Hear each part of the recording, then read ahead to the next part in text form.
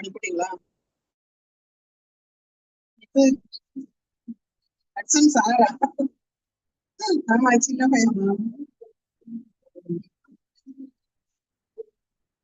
ஹட்சன் சொல்லுங்க. நாங்க ஹட்சன் நீங்கன்னு பேசுறோம்.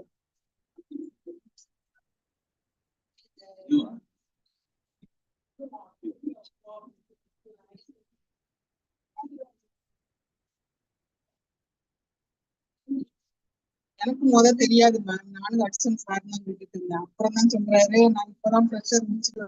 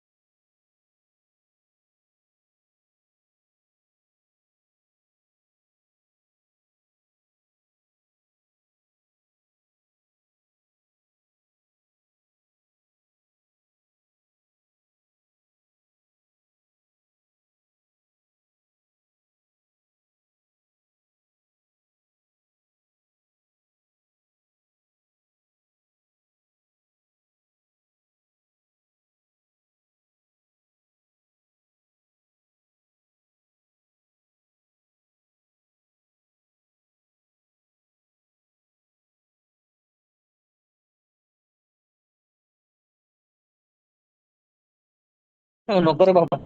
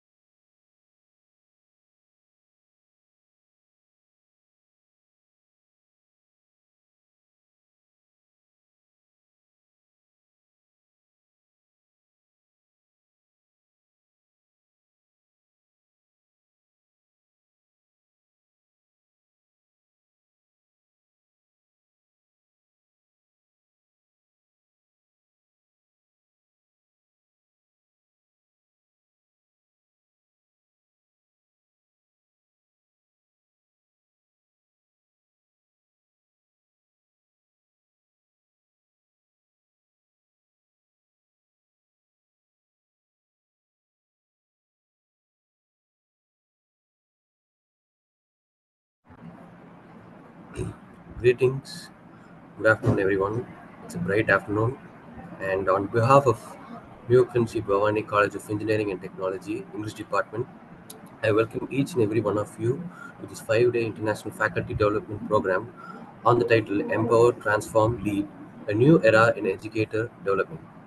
Today is the second day, and we work on the title Speak Life Redefining Communication for a Global, Digital, and Human Centered Classroom. Ralph Waldo Emerson once said, "Speech is power, speech is to persuade, to convert, to compel." I repeat, speech is power, speech is to persuade, to convert, to compel. With that note, I would like to invite Ms. S. Pratibha, Assistant Professor, to deliver the welcome note. Over to you, ma'am.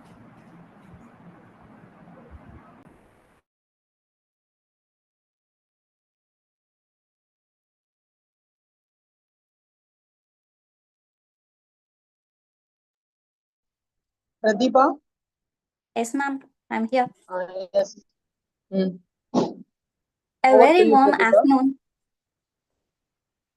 ma'am. Yes, Okay, continue. okay. A very warm afternoon to all of you. We take immense pleasure in welcoming you to day 2 of our 5-day international faculty program, Empower, Transform, Lead, a new era in educator development hosted by the Department of English. We find ourselves today is not merely in a hall of learning, but in a century of transformation.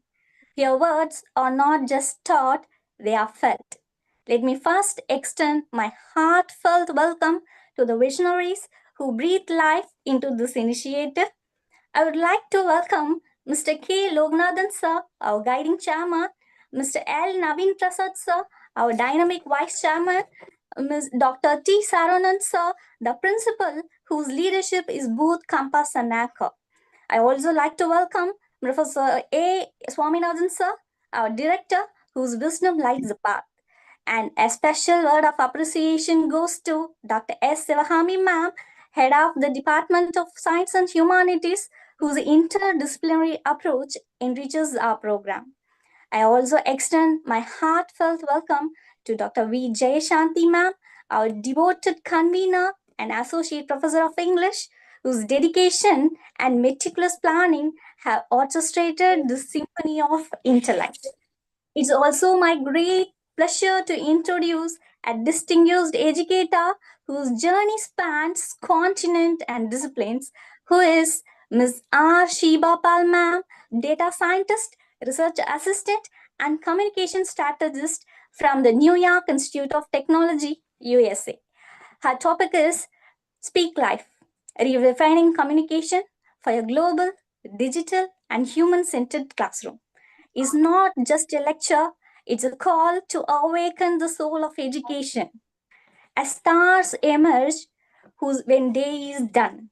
May wisdom shines in everyone. Let us begin this day with open minds and awakened hearts. With reverence and joy, I welcome you all once again. Thank you.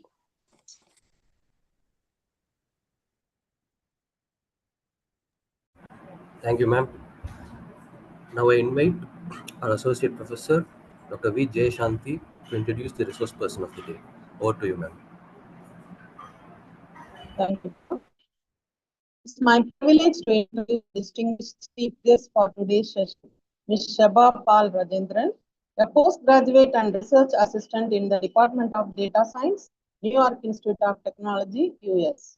Originally from India and currently based in New York, she holds a strong foundation in statistics and is skilled in English communication. Demonstrated by her IELTS proficiency. Her academic interests include statistical modeling, machine learning, and applying data-driven insights to solve real-world problems.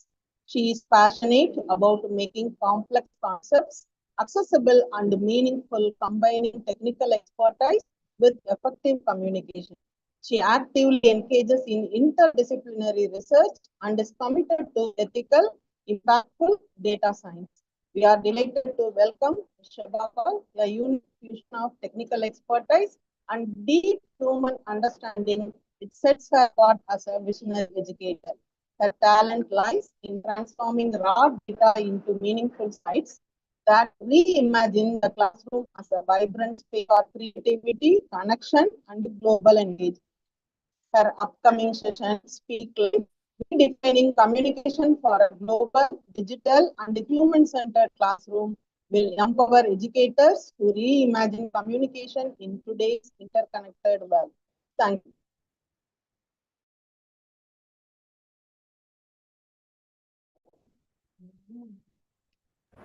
Thank you, ma'am. Now I invite the resource person of the day to take over the stage. Over to you, ma'am.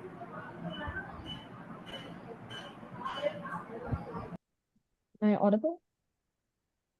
Yes, you are audible, ma'am. All right, I'll just share my screen and just let me know if you could see it.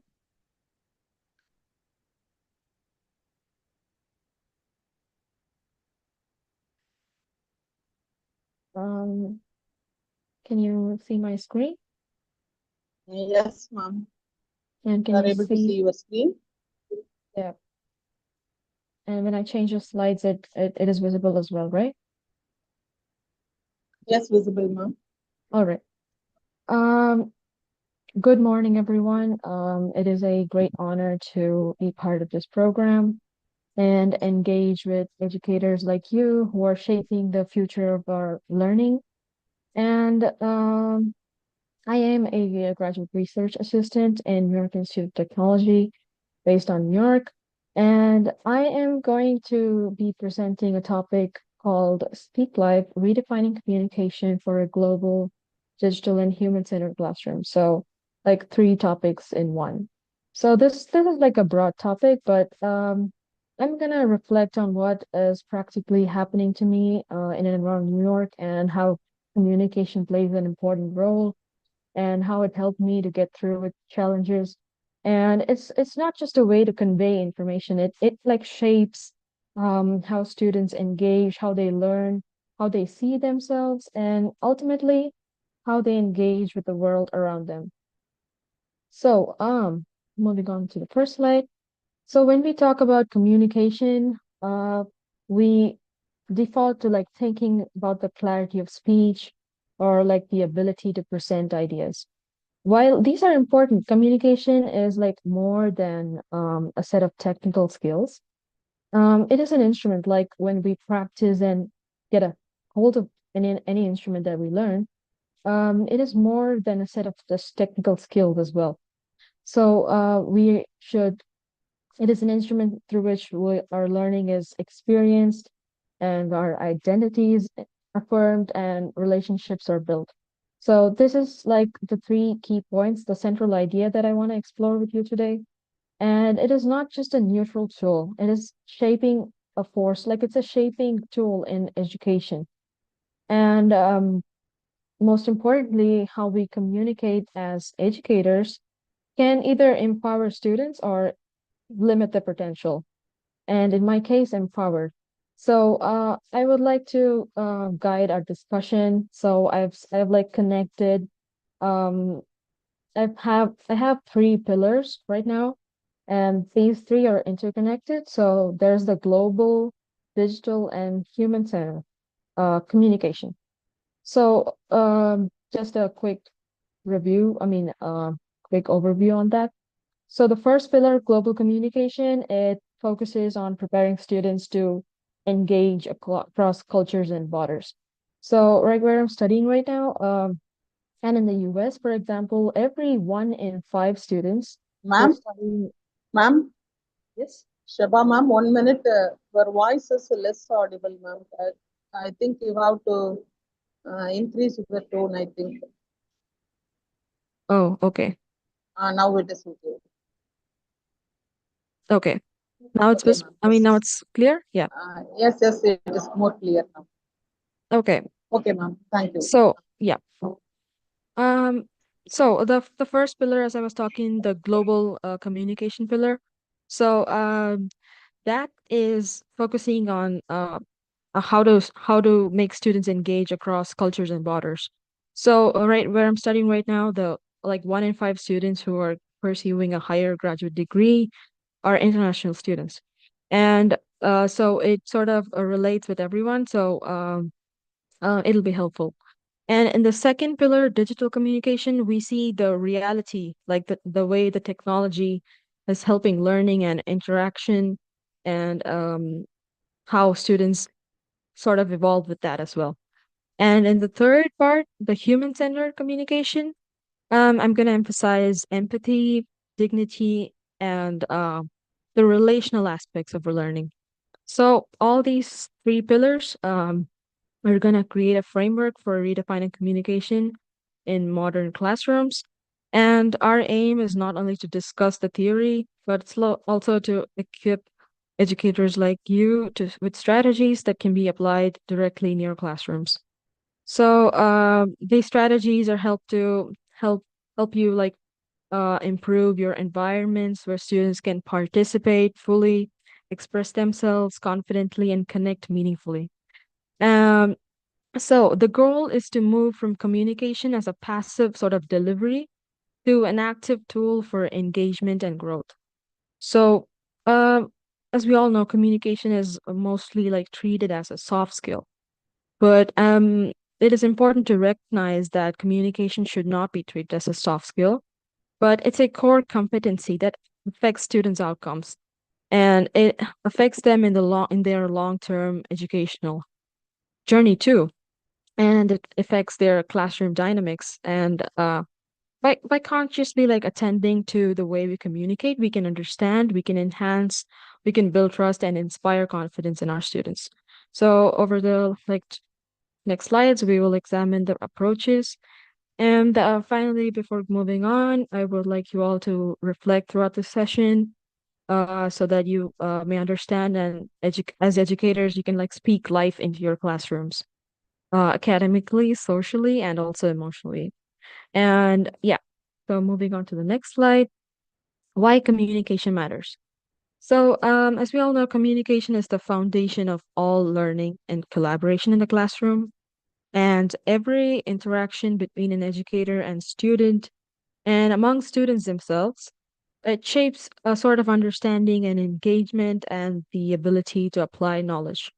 So, when communication is clear, and when we know what we are communicating, and when it's intended in the right way, it allows ideas to it allows ideas to flow freely and encourages participation and supports discussions which are meaningful.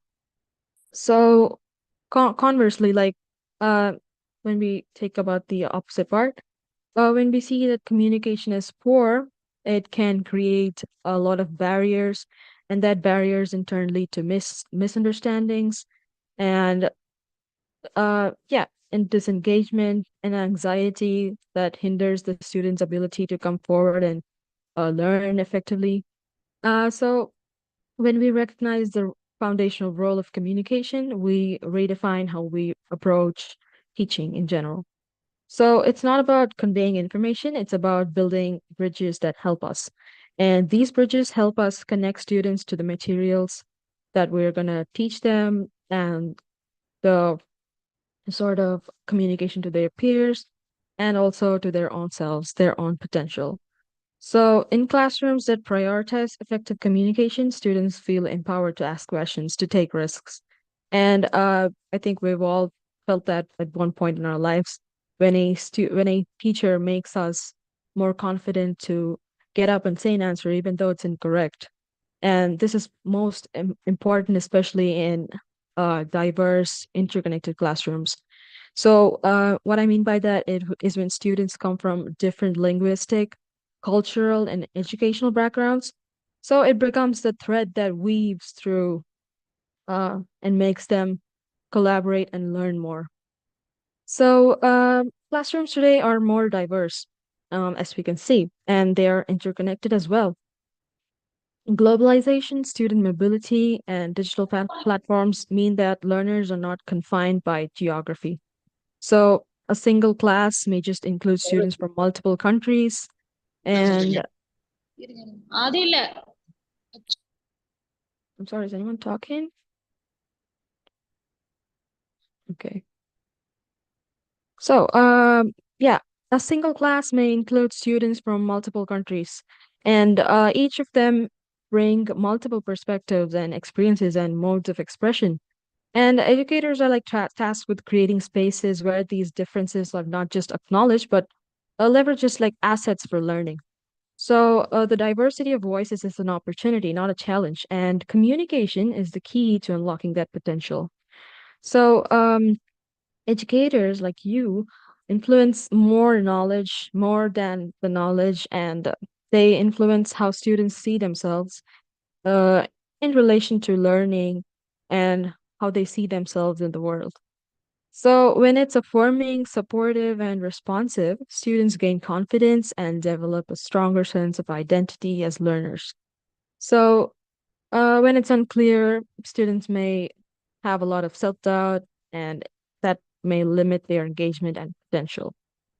And finally, it helps students prepare for a global workforce.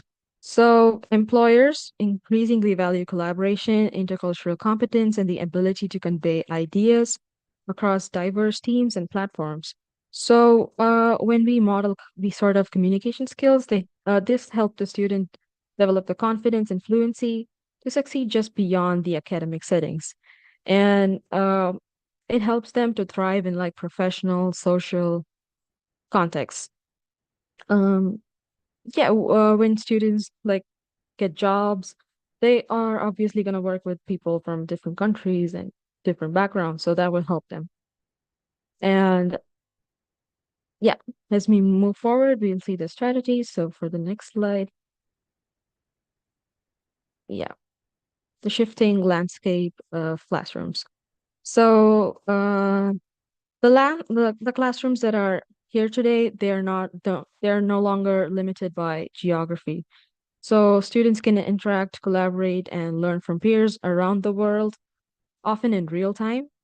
So global communication tools, online courses, and international collaborations have expanded the boundaries of traditional education that we used to see.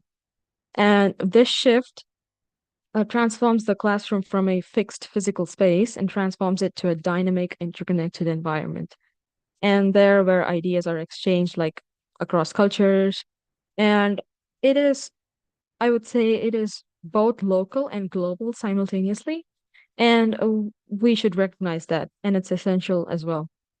And technology has accelerated cultural exchange and collaboration like never before. So, digital platforms, discussion forums, collaborative projects allow students to engage with peers from diverse backgrounds, providing opportunities for cross-cultural learning.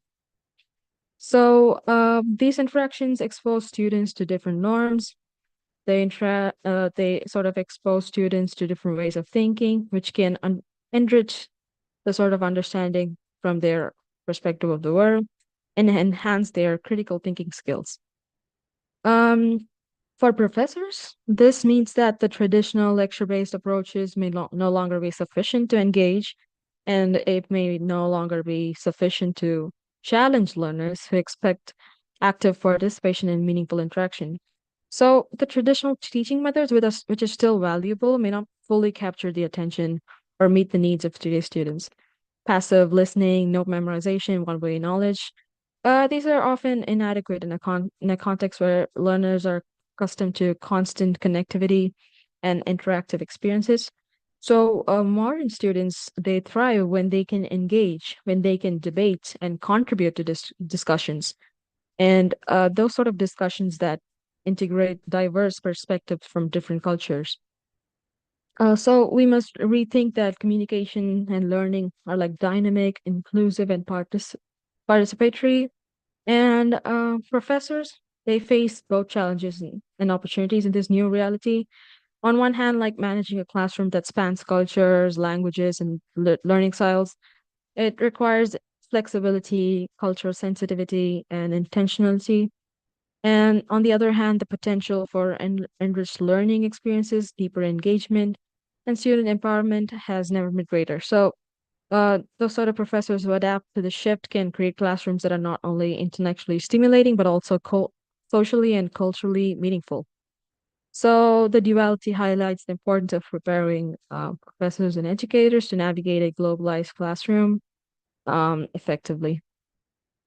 So, a redefined approach to communication is essential for relevance and impact in contemporary education. It is not just enough to focus on content delivery, communication strategies must also address the diverse needs and backgrounds of the students as well. So, by adopting like a global perspective and leveraging technology and emphasizing active participation, we can cultivate an environment where students feel seen and heard and empowered. And in summary, the shifting landscape of classrooms demands that we as educators reconsider how we communicate and engage with our students by embracing global interactions, digital tools, and inclusive teaching practices. So, moving on to the next slide, the three pillars of communication: global, digital, and human-centered. So, um, the first pillar, global, emphasizes understanding from a cultural perspective, and it fosters inclusivity. And the students come from diverse backgrounds, bringing unique experiences as well.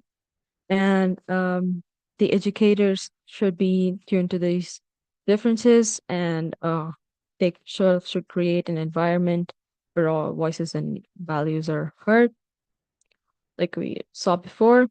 And the second pillar, digital, um, it focuses on using technology wisely to support rather than replace human connection and provide tools to provide more opportunities for collaboration, engagement, and accessibility.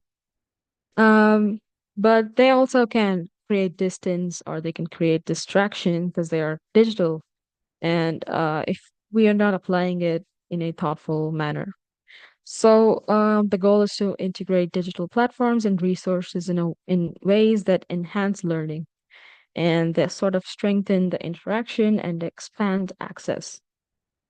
And the third pillar, human-centered communication, prioritis prioritizes the empathy, dignity, and recognition of student identity on its own, and that like every interaction, verbal, written, or digital, it shapes the student's sense of belonging and confidence. So when educators lead with understanding, respect, and intentional affirmation, the students are more likely to engage, take risks, and develop both academically and personally. So, importantly, these three pillars are not considered isolated. So they are interconnected and mutually reinforcing. So a classroom that integrates all these three creates a learning environment where students feel connected, understood, and empowered.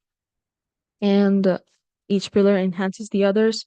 Like, for example, digital tools can extend global interaction, human-centered practices, ensure that diversity is honored meaningfully, global awareness informs how technology is applied. So together, these three pillars redefine communication for the 21st century classroom rather than viewing it as a secondary skill. Um, so as we move forward, we will examine each pillar in depth, exploring the challenges, opportunities, and practical strategies that can be applied in real classroom concepts. Um, so moving on to the next slide, global thinking, the first pillar, and why it matters in classrooms. So in today's educational landscape, students are not only competing locally, they're competing and collaborating in international contexts. And international student mobility and digital connectivity mean that learners are often engaging with peers, instructors from around the world. And this transforms into like a micro global workspace in a sense. And these are tools which are essential for professional success. And we should sort of recognize skills that we cultivate in students that extend like far beyond examinations and how they shape the ability to navigate diverse environments with confidence and effectiveness. And diversity in classrooms can be a profound enrichment for learning. Um, so the differences in like language, culture, educational background, they create opportunities for deeper inquiry and like critical thinking naturally. So without like purposeful questions, however, these differences can lead to misunderstandings and disengagement as well. So professors who actively incorporate these help help the students see the value in like multiple viewpoints and fostering a richer learning experience for everyone. And professors here play like a key role in shaping global mindsets. Um, because it's up to them to like frame discussions and respond to how a student contributes. It's up to them to encourage participation and by setting the tone for how students perceive and like engage with cultural diversity. And by modeling openness and curiosity and respect, these educators demonstrate the practical application of global communication skills. So if they inadvertently sorry. So if they sort of uh, give privilege to a single sort of culture that they like, they reinforce like narrow thinking and it affects the student's ability to uh, like operate effectively. So, the global communication requires awareness of cultural nuances and recognizing differences in nonverbal cues, tone, participation styles, and approaches to authority or like collaboration. And this understanding these little like subtle things, these allow professors to create an inclusive environment where students can feel seen rather than being judged or silenced. It also equips students with the ability to navigate intercultural interactions. Um, and the ultimate goal is to prepare students as global citizens, not just local learners, by fostering the cultural awareness, empathy, and the skills to collaborate. And it becomes like a training ground, the classroom, uh, when we train them in when we train them with the competencies required as in an international environment. And also the students, they develop the confidence, adaptability, and critical thinking necessary to thrive.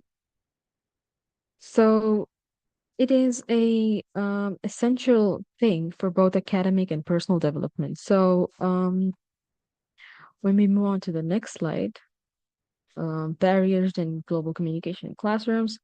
So while they offer like immense opportunity, like I mentioned before, they also come at like challenges. So language differences are among the most common barriers.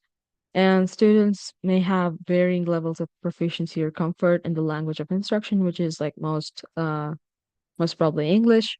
So there may be mispronunciations, misunderstandings, or hesitation, and they can easily be misinterpreted as a lack of knowledge or engagement. So students sort of lose their confidence and get demotivated and stuff. So professors must recognize that, and communication difficulties are not indicative of their intellectual capacity in a sense, but they rather reflect the differences in how they're exposed to the language and how they got experiences. And these are real differences, and awareness to sort of understand this is really important. And cultural norms, like they influence classroom participation and behavior as well.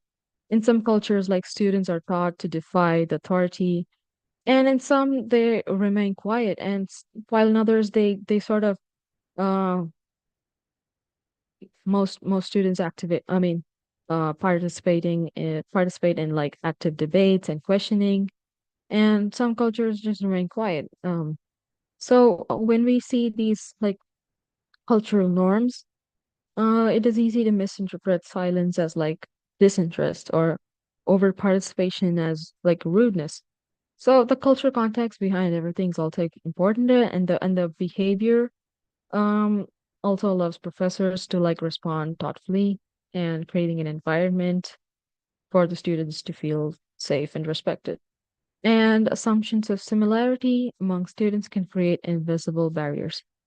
So when we like unconsciously assume that all learners share the same cultural framework, communication style, or like the same approach to learning, these assumptions can lead to missed opportunities. And when a student doesn't like fit in that group, they feel alienized among the students, and they feel like their perspective is overlooked.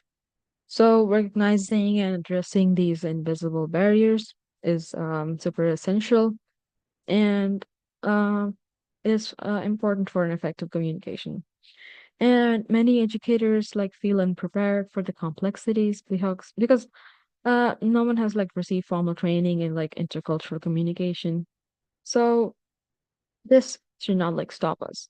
And overcoming barriers to sort of see how global communication is important requires like awareness, humility, and like a willingness to learn. And it can be done by um, actively listening to students, asking clarified questions, and like creating an opportunity for all voices to be heard. And by modeling these openness and like empathy, the educators not only improve communication, but also teach students how to engage respectfully in a global environment. And this like approach sort of ensures that diversity becomes a source of strength rather than a source of confusion. And yeah, by understanding the different languages and cultural norms and assumptions, we can transform like potential obstacles into opportunities. Um, so going on to the next slide, the best practices from global classrooms to like address the challenges that we just discussed. Many global classrooms have developed effective strategies, and one of the most important practices is to encourage multilingual expression and the use of translation tools. So, this is a sort of a small thing, but allowing students to express ideas in their native language first and then translating or like paraphrasing to the language of instruction. Not only supports their comprehension, but also validates like part of their cultural identity. And it also acknowledges their linguistic backgrounds. And another key strategy is to integrate case studies and examples from diverse cultures. So when course content reflects multiple perspectives, the students see the relevance of their own experiences and gain exposure to unfamiliar contexts as well. So this approach promotes critical thinking and like cross-cultural understanding. And for professors, it involves intentionally selecting materials that are globally representative, and these creates discussion prompts, and this can help students explore different viewpoints um, from underrepresented cultures, in a sense. So fostering peer-to-peer language learning across cultural groups is another highly effective practice. So like structured group activities, projects, discussion forums, they sort of allow students to learn from each other's perspectives. In addition to academic benefits, they cultivate empathy, adaptability, and like cross-cultural communication skills. And educators can facilitate this by thoughtfully assigning like diverse groups and like providing guidance on respectful collaboration and constructive feedback. And it is also important to normalize asking questions about cultural differences. So when professors like invite students to inquire about the practices, norms, and values that are different from their own, it sort of creates a safe environment for curiosity and learning. And this practice reduces misunderstandings and encourages participation from quieter students and reinforces the idea that exploring differences is a valuable part of the educational process. Yeah. And it should be like the question should be like framed in a way that it is an opportunity for dialogue, not to like challenge the authority, like challenge if it's right or wrong. So celebrating diversity as a learning resource rather than a challenge, it is a mindset that is like critical for global classrooms as well. So as we all know, every student brings unique experiences, perspectives, and problem solving approaches. And recognizing and leveraging these enhances the critical thinking and prepares the students again to work in a multicultural context. And again, the summary, we see that the best practices focuses on integrating diversity, supporting multilingual expression, and facing uh, cross-cultural interactions and normalizing them. So, yeah, by adopting these practices, educators can transform like barriers into meaningful opportunities for growth and engagement. And the professor's role. So, professors, they play like a pivotal role in shaping the dynamics of global classrooms. At the heart is to put the heart of this like model when we see it is how they do include inclusive and respectful communication. And when they consistently demonstrate respect for all students, regardless of the language proficiency, cultural background, or prior knowledge, they set a standard for classroom interaction. So this like sort of modeling encourages students to mirror these behaviors, like we all do, or when we sort of act upon how the professor acts in a sense. When they are more open, we tend to be more open toward them. So the modeling, like this model that we set, when we have this, the students tend to mirror these behaviors, and this cultivates an inclusive learning environment. And active listening, they signal values for all student voices. It is an effective global communication tool by like giving students full attention, pausing to clarify, acknowledging their contributions. So the professor sort of signified that every voice there matters, and it not only boosts the confidence of the students, but also promotes like richer discussions. And in like diverse classrooms, when students are hesitant to speak due to language barriers or cultural norms, or that the fact that they have an accent, this active listening sort of makes a tool to like bridge gaps and like invite more participation. And adapting teaching strategies to meet diverse cultural expectations is another essential practice. So different cultures have the distinct approaches to like learning, engagement, and authority. So some students like expect direct guidance, while others thrive in like inquiry-based settings. So like professors who are attentive to these differences as well, they ensure that all students are able to engage effectively and benefit. And creating an environment where differences are learning opportunities is equally important. Rather than viewing like varying communication styles or cultural norms as challenges, they can highlight them as valuable contributions. Um, for example, contrasting approaches to problem solving, presentation styles, or discussion norms can be used as like teachable moments to help students learn from each other. And finally, global classrooms thrive when professors lead with openness. And that means like the transparency, curiosity, and humility. And it also encourages the student to do the same. And this sort of openness that they both have helps establish the trust and ensures that the classroom is a space where like ideas are not only heard but valued. And the professor's leadership and communication sets the tone for the like entire learning experience, and it shapes the student basically. And so in summary, the professor's role is a very important, multifaceted, and it is an important role, as we can see. So moving on to the next slide. So we're transitioning to digital communication.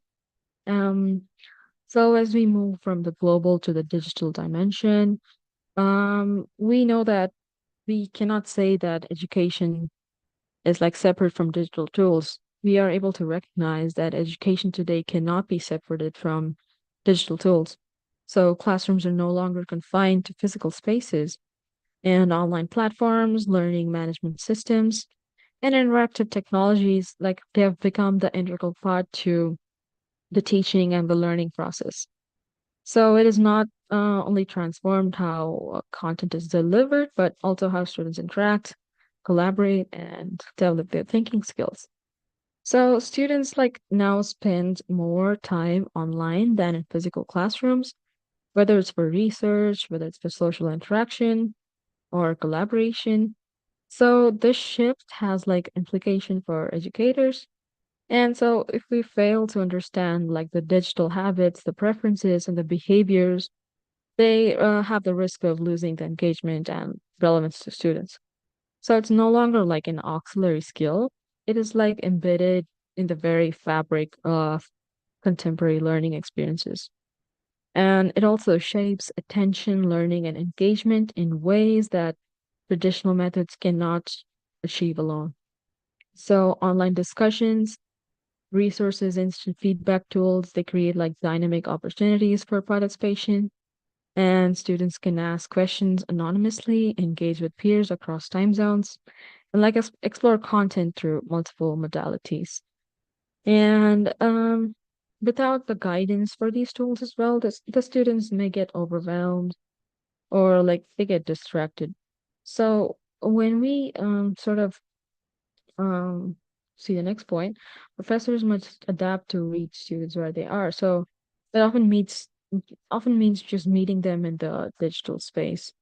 And it's more than just posting slides online, like thoughtful design of the digital interactions, clear communication of the expectations, and like consistent feedback. So when we like sort of bridge the physical and digital divide, it will foster a more useful learning environment where they remain motivated, supported, and engaged regardless of the platform. And finally, digital is not optional, it is a new learning environment. So the tools themselves are not sufficient. What matters is how they are used to cultivate communication, collaboration, and critical thinking.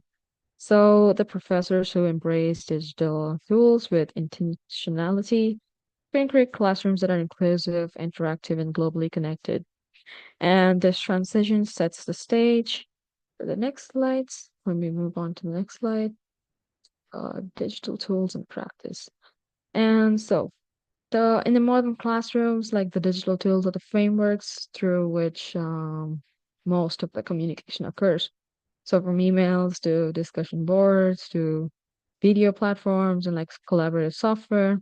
And it comes with its own affordances, influencing attention, participation, and understanding these allows us to design interactions that are meaningful and effective rather than just functional. And effective use of digital tools enhances access and equity.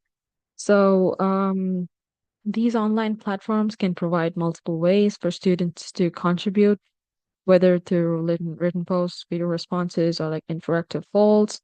And the students who may feel like intimidated speaking up in a physical classroom, can share ideas safely in a digital setting. And they can be revised, and it sort of gives an opportunity for all the learners to process information in their own sort of pace. And it expands participation.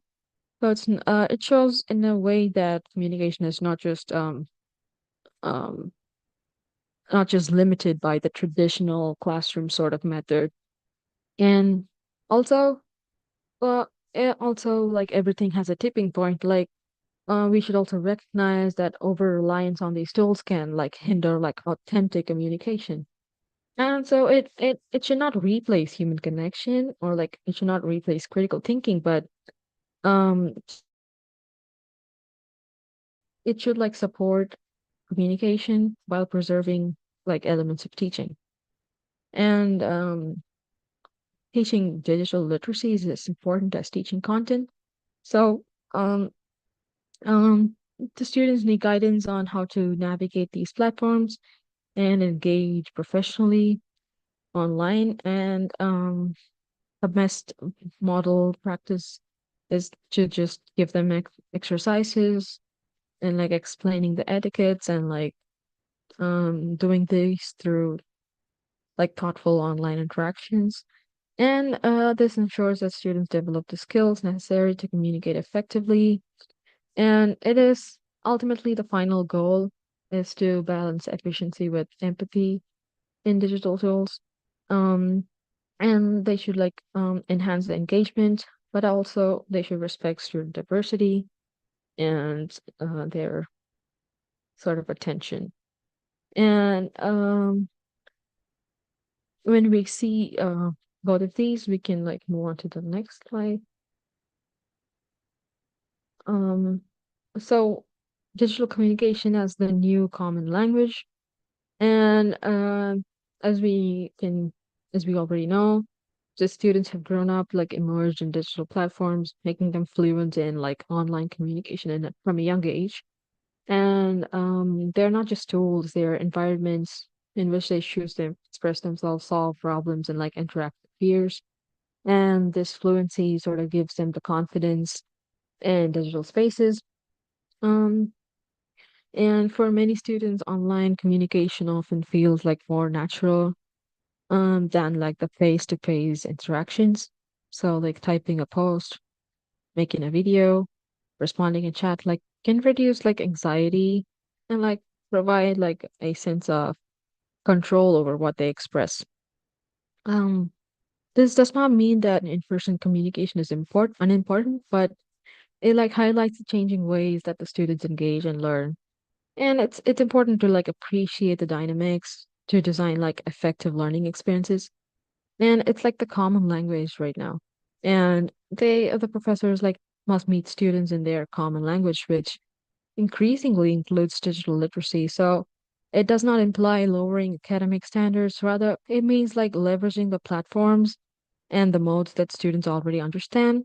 And by connecting the classroom content with like familiar digital tools, they can engage in increase the engagement, increase the participation, and make learning more relatable. And so, in addition, academic communication now includes digital fluency. So, it's not only how they learn to convey ideas, but also do it professionally and appropriately in digital contexts.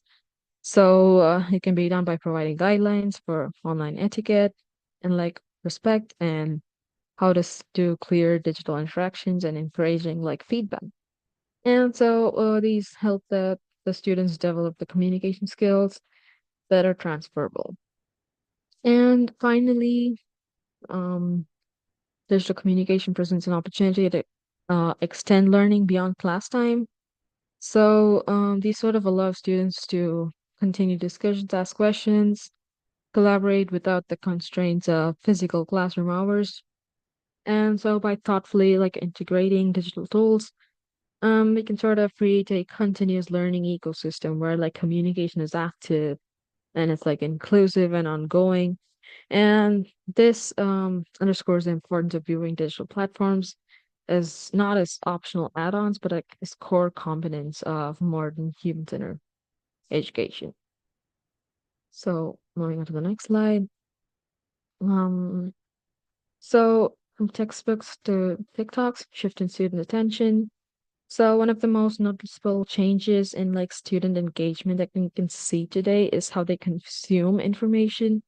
And so modern learners are accustomed to short, visual, and interactive content, whether on social media apps or like even educational platforms. So these videos, interactive quizzes, memes are like part of their daily information diet.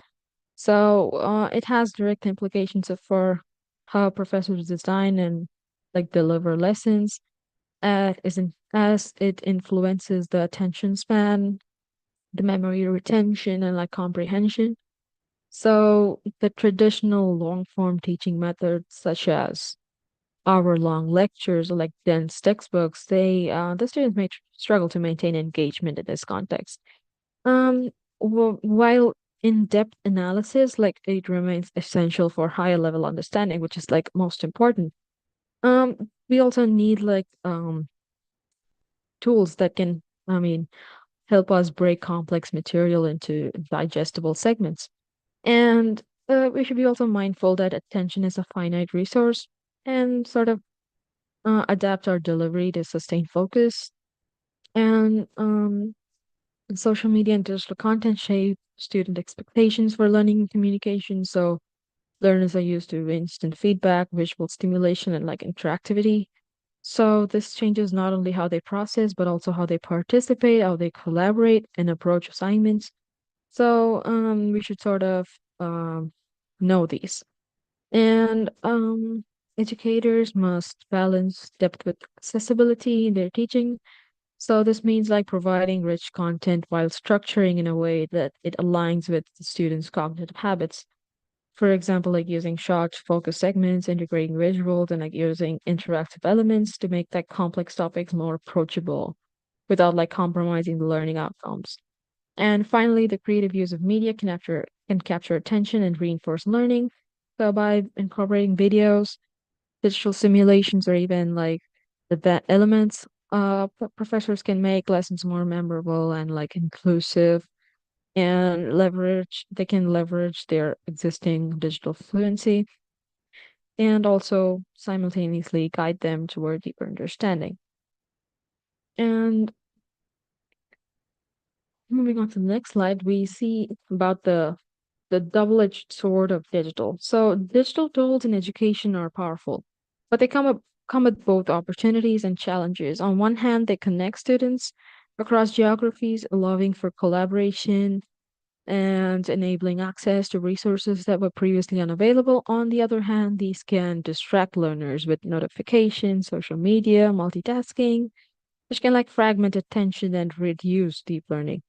So we must be aware of both sides to guide students effectively. And it also has the potential to equalize voices or amplify inequalities. So they can give online platforms like these can give like shy or marginalized students a chance to participate, while others may dominate discussions and like have more access to devices and stable internet. This creates like a responsibility for professors to design digital spaces that are more equitable and like provide support where it is needed, and that every student has an opportunity to contribute in a meaningful manner. And social media and other platforms empower self-expression. So it allows students to communicate in creative ways, like share ideas, and they can also spread misinformation. They can be biased, or they can produce the critical sort of engagement. And part of this involves helping students like navigate this critically, like discerning credible sources and understanding the implications of what they share online. And the speed of digital communication also encourages like instant responses over reflective thought. So students feel pressurized to reply quickly, whether in like discussion boards, email, or group chats. So this can reduce the quality of their contributions and limit like deeper analytical thinking.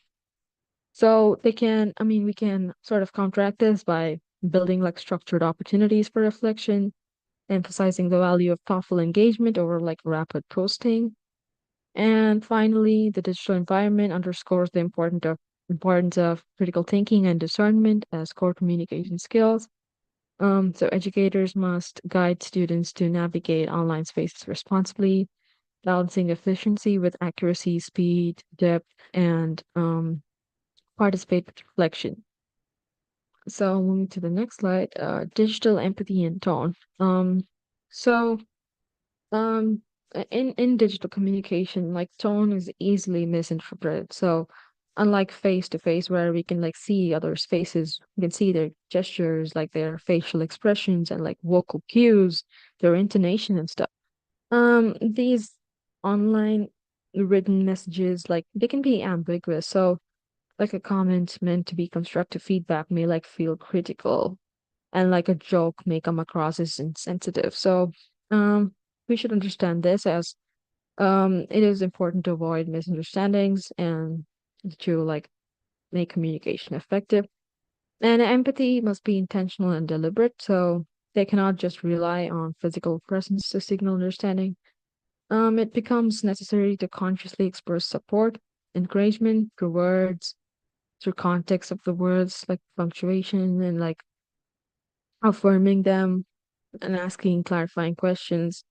So this in turn makes it more respectful and encouraging in a digital tone.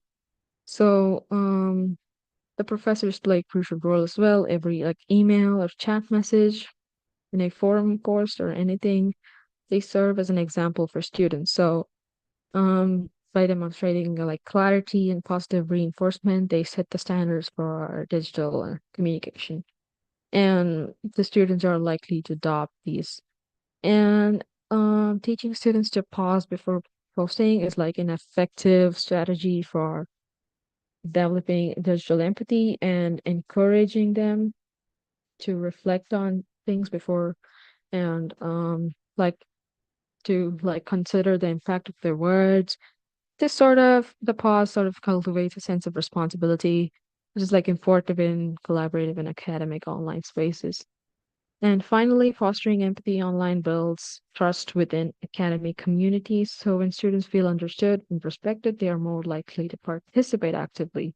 They're more likely to share ideas and collaborate. So creating a culture of digital empathy ensures that learning communities remain supportive, inclusive, and conducive to meaningful engagement.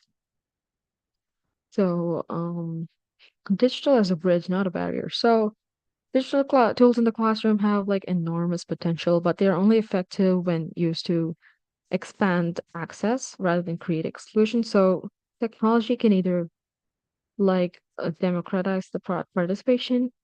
They can allow every student to have a voice, and depending on how it's applied. So like we need to like design it in a way that it ensures all students, regardless, they can like engage meaningfully. And one of the compelling uses of digital tools is that they can be used to connect learners across geographies, and they can collaborate with peers in other cities, countries, continents, and blended learning models, which combine the best of physical and virtual worlds, demonstrate how technology can enhance like education without replacing like essential human interactions. So like face-to-face sessions, mentorship, while online, it gives flexibility, accessibility, and opportunities for reflection. So the key here is balance. So we must leverage digital to strengthen rather than weaken the personal connection. And they are the most powerful. Digital tools are most powerful when they support human communication and not replace it. So like a discussion forum or like a video call is effective and it like fosters like authentic exchange, empathy, and like shared understanding. If it's like merely used as a transactional medium where students submit assignments, receive grades, the learning is like diminished there. So ultimately, the goal is to turn digital into bridge that unites learners globally. So by thoughtfully integrating technology into the teaching, we can create environments that are inclusive, interactive, and expansive. So coming on to human-centered communication, it shifts the focus from like purely transmitting content to like prioritizing people in like every interaction. So in classrooms, as we were learning, it means that recognizing students as whole individuals with unique experiences, perspectives, and needs.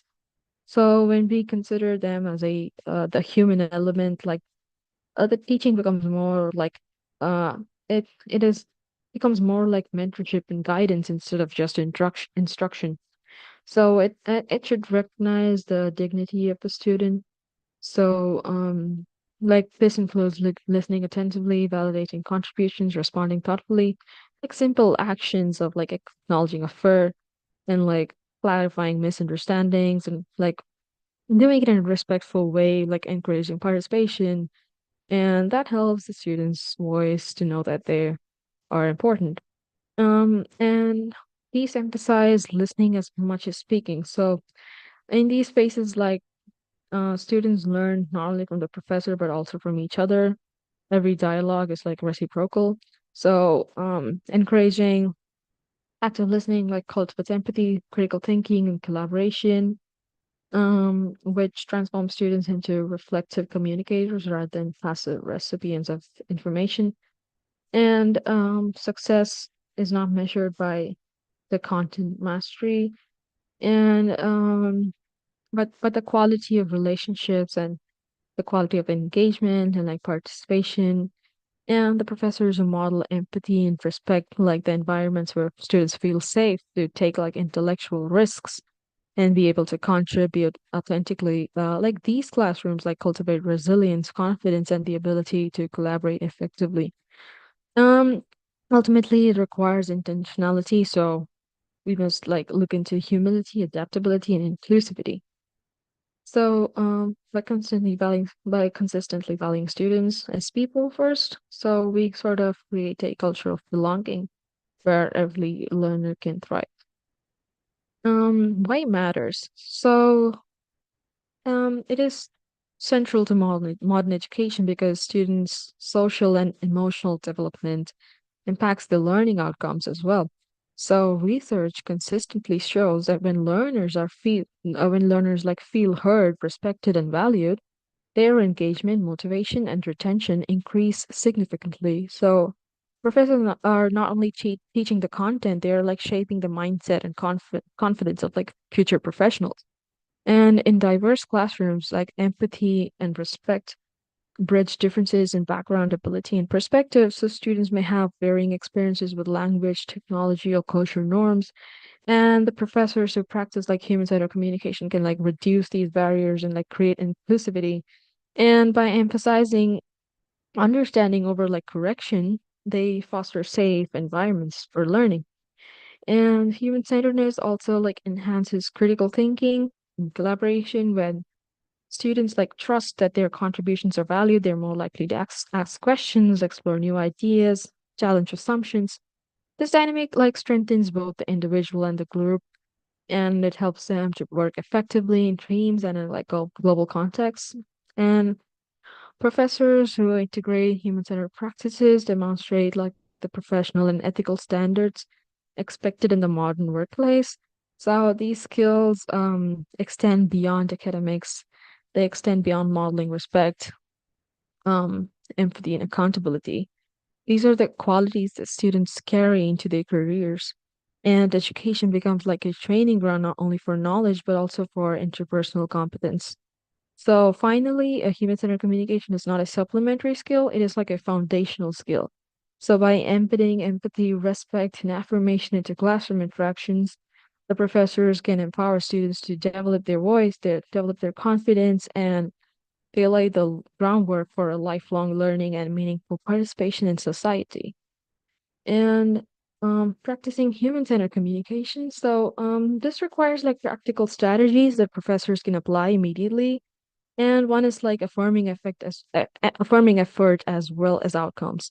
So, like praise that recognizes persistent curiosity, like improvement, motivates students and reinforces growth mindsets. Um, it's sort of like to praise persistence, curiosity, and how it motivates students. And another strategy is like creating a safe space for diverse voices and encouraging participation.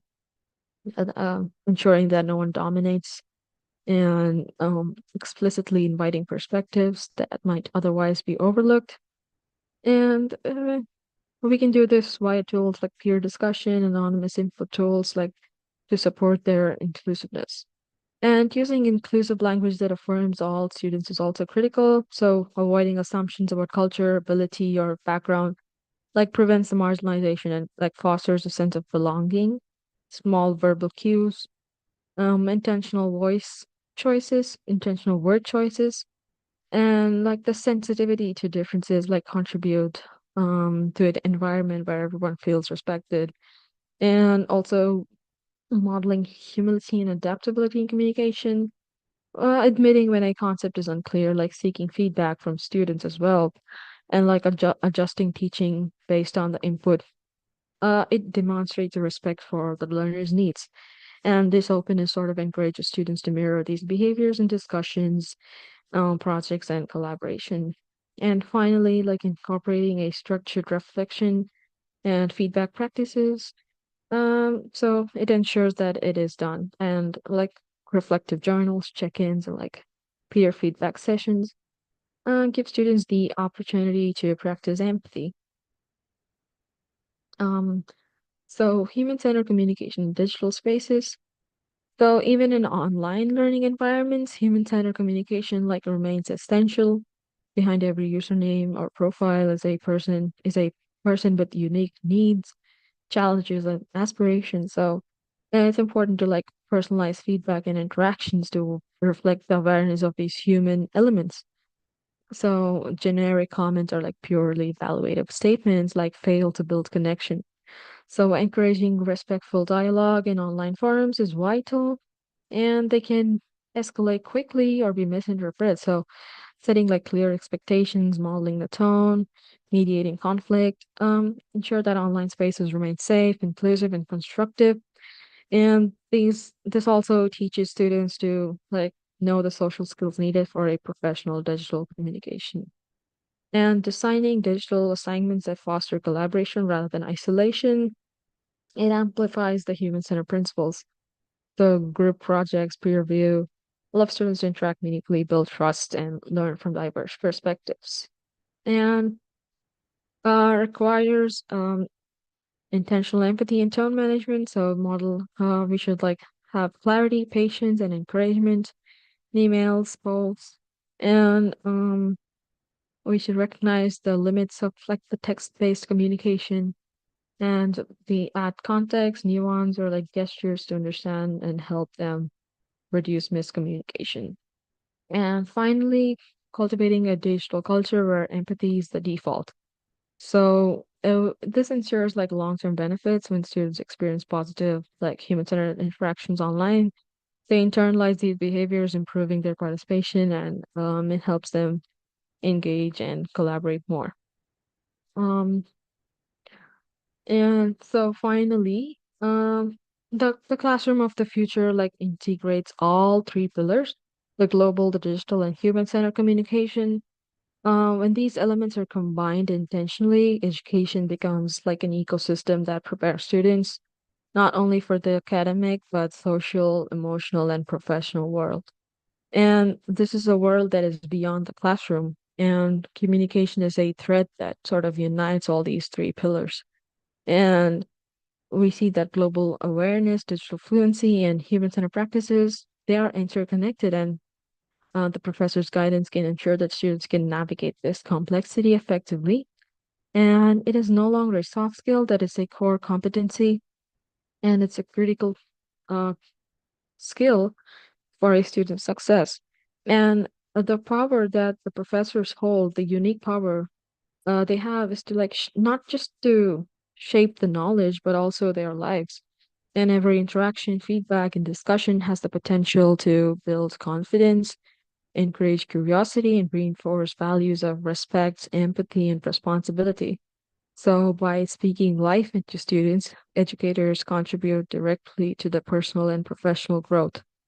So, a human centered vision emphasizes building confident, compassionate, and globally aware learners. The goal is to not just convey content, but to cultivate citizens who can communicate, effectively across cultures, platforms, and human contexts. This prepares them for careers, leadership, and meaningful participation in society. So, coming to the conclusion, we see that redefining communication is essential, and professors who embrace global, digital, and human-centered strategies, they sort of create classrooms that are inclusive, engaging, and transformative. So, by prioritizing these connections and by adding in empathy and like skillful communication, we educators like ensure that students do not just learn and that they belong, they thrive, and they contribute positively to the world. And with this, I'm gonna complete my presentation. Thank you for the opportunity. Yeah. Thank you so much for that missionary session, ma'am. The resource person is now open for questions. Participants can enter your questions in the chat box. I invite Ms. G. Cheryl, Assistant Professor, to read the questions in the chat box. Over to you, ma'am. Hello, dear participants. We kindly request all of you to ask your questions and doubts. We'd be very happy if you ask questions, and we'll be very happy to clarify that to you.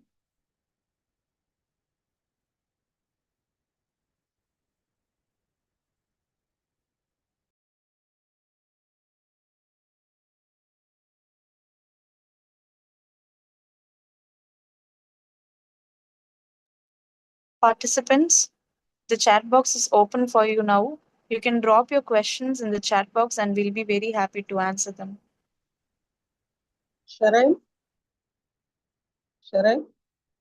Yes, There ma'am. is a question in the chat box already. You please read it. At the beginning itself, Yeah. So, ma'am, there is this question in this chat box about how can we use communication skills and present our points clearly using PPT tools.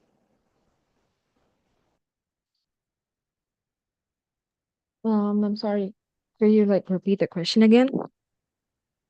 Yeah, sure. The question is, how can our PPT be more effective in terms of it is also one mode of communication? So, Anand Sargunaraj is asking, he's very curious to know the tools that we can prepare in a PPT that can enrich the PPT. So, in a PPT as well, coming to the sort of content that we put in the presentation, I would say the content matters because like when you put paragraphs upon paragraphs in a sort of presentation, the students lack interest to basically look at the presentation. It should be like short, concise bullet points and add images to sort of make it more visual. And when we think of it in a perspective of how a student sort of, when we think of how to, engage them, we can sort of understand and work on that. Yep. Thank you, ma'am. We have another question from Dr. Rukshana Anjum Khan. Which is better, online teaching or classroom teaching? So, like I said, both of the topics have their own pros and cons. So, what can be covered in a physical realm cannot be cannot be done in a digital sort of platform. When we include both online and sort of a face-to-face discussion, we include the human physical interaction part, and online communication and the digital part is just for students to sort of engage more and like have a continued version of learning rather than just closing their books in a classroom and going back. So I would say that is how it sort of aligns with each other. Thank you, ma'am. I hope that answers the question. And Sudha S from the chat box section asks, suggest some digital communication tool, ma'am. So there are a lot of digital communication tools, and sometimes it like depends on the university, like Blackboard or like Canvas and stuff like that. So in these tools, like professors can post assignments, get feedback. They have discussion forums, and it is a very common tool back in the United States, like educational, but I don't know about here. But yeah, there are various tools like Blackbox and like Canvas and like stuff like that. Yeah. Thank you, ma'am. And we have another question from Harpreet. How can a numerical subject be made effective through presentations? Um, a numerical subject. A numerical subject would require the key understanding of topics first, so that can be given through presentations. While coming to the, I mean, to make them sort of understand the basic concepts behind everything, how everything works, because even in math, everything ties back to a simple equation, and everything sort of ties back to how it basically begins. And to sort of introduce that, we can use presentations and like most importantly, like according to me, numerical sort of um, knowledge can be learned through lectures and examples and like live sort of reasoning. And it can also be done online in an effective way if you're smart enough. Yeah. Thank you, ma'am. And there's this another question from one of our viewers. Which is better, blackboard teaching or PPT for an effective classroom? So likewise, both of the sort of um tools have their own sort of advantages. Presentation is more for like teaching and like engaging actively, listening, and Blackboard and um the Blackboard in like a physical sense. Oh, for the Blackboard teaching, it involves more of like asking examples, you know, making debates and like asking the students to participate more and put their contributions more, whereas the PPT is like most importantly like teaching a context and like a concept into like existence for the students. So yeah. Thank you so much, ma'am. If there are any other questions, participants, kindly put it in the chat box. Um, a question from Dr. R. Valamadi is the flipped classroom method useful in enhancing the language skills? Um, flipped classroom method.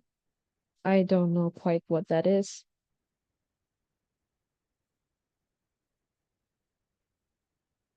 I mean, if it's possible, can anyone like explain what that is so that I can get an understanding of what it is?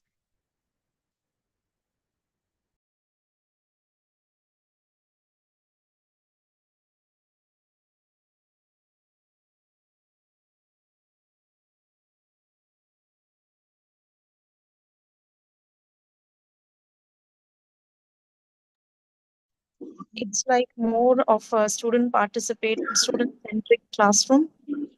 Ah, okay. Um, Useful in enhancing the language skills. Yes, I would say definitely. Because the more you get from students, the more you sort of understand how their language is and like how you sort of overcome that without like um taking into account. So yeah, I would say uh it is a more like useful tool in enhancing the language skills because it makes the students more to participate more and sort of um improve their communication skills and everything else more. Thank you so much, ma'am. The session was really great, and I hope all our participants learned a lot from the session. And this is the last question. How can empathy be very useful in effective communication, ma'am? Um, Empathy is basically just putting yourself in their shoes. And I mean, everyone must have experienced this. And like you, when you talk to someone, when you like um sort of engage in communication with someone, the more you feel seen and heard and respected is when they empathize with you. And I think that is a more important tool um because that will help um, both of the sides to get connected more and sort of understand and communicate more effectively. We have one more question. This is the final question, ma'am.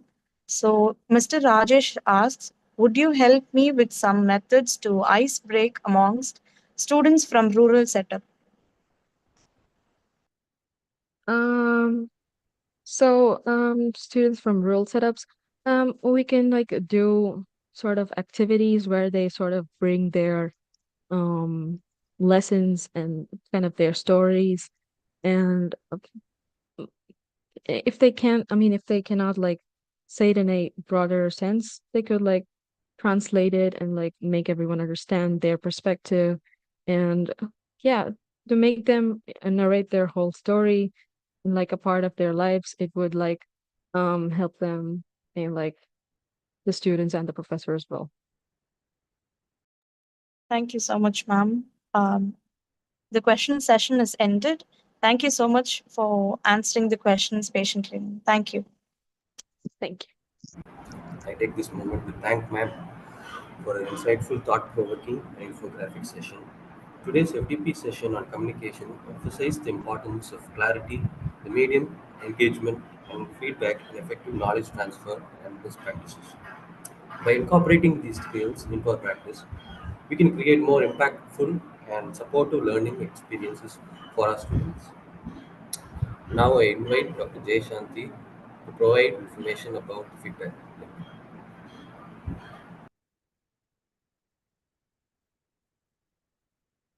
Dear participants, feedback is already posted in chat box. We kindly request all participants to complete and submit the form promptly after the session to ensure your valuable feedback is recorded. It will be alive only today.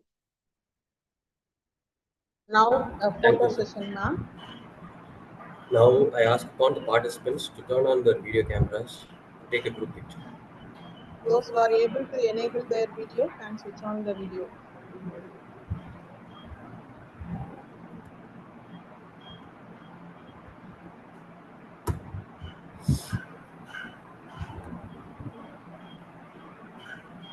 Um,